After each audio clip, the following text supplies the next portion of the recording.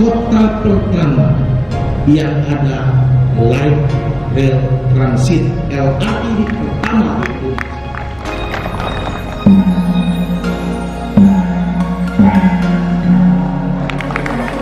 Kemudiannya itulah tadi. Jadi sekretariat DPRD ini nanti kan memfasilitasi untuk penyiapan mulai dari pelantikan, masalah pelatihan bagi anggota DPRD yang baru 2019-2024. Jadi begini, Workshop atau apa? kegiatan kita adalah workshop. Workshop kita mengundang narasumber dari Kemendagri,